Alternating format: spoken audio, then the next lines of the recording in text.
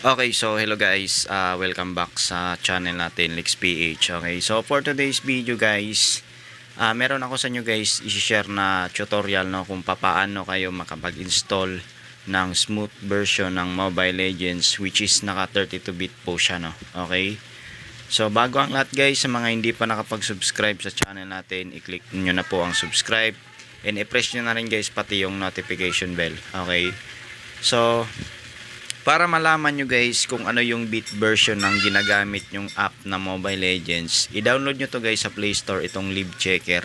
Okay, so search nyo lang dito guys after nyo itong ma-download Mobile Legends dito, para makita nyo guys na ilan yung bit or yung bit version ng Mobile Legends app no. So currently naka 64-bit pa po yan no, kasi hindi pa natin in-install. So meron ako guys na ipapadownload sa inyo dyan sa comment section, i-check nyo na lang po. Naka 32-bit po yan. So unang gagawin natin dito guys, babackupan muna natin yung mga file resources natin sa Mobile Legends. Punta kayo ng Android, tapos sa data, hanapin nyo lang dito guys yung folder ni Mobile Legends at i-rename nyo po siya no. Okay, so dagdagan nyo lang ng kahit anong number sa dulo, tapos i-uninstall nyo na to guys itong Mobile Legends. Then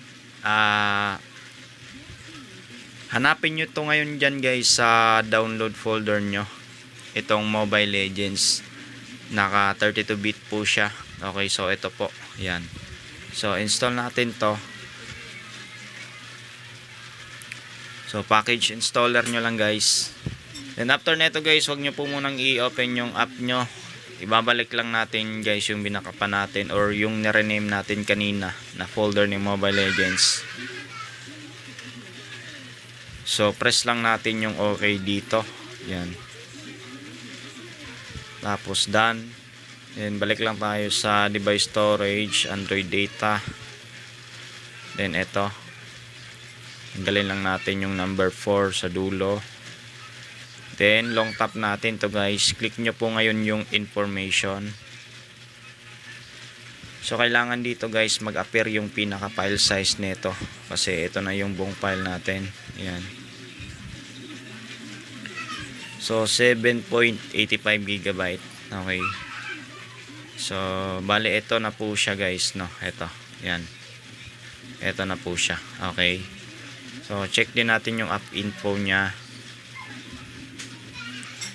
So 9.18 yung total niya. Yan. Then open na natin yung Mobile Legends natin. Yan.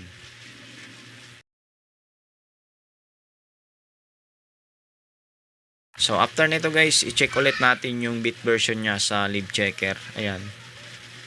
So ayan, okay na to dito. So ito na yung bagong UI interface na naka 32-bit po siya.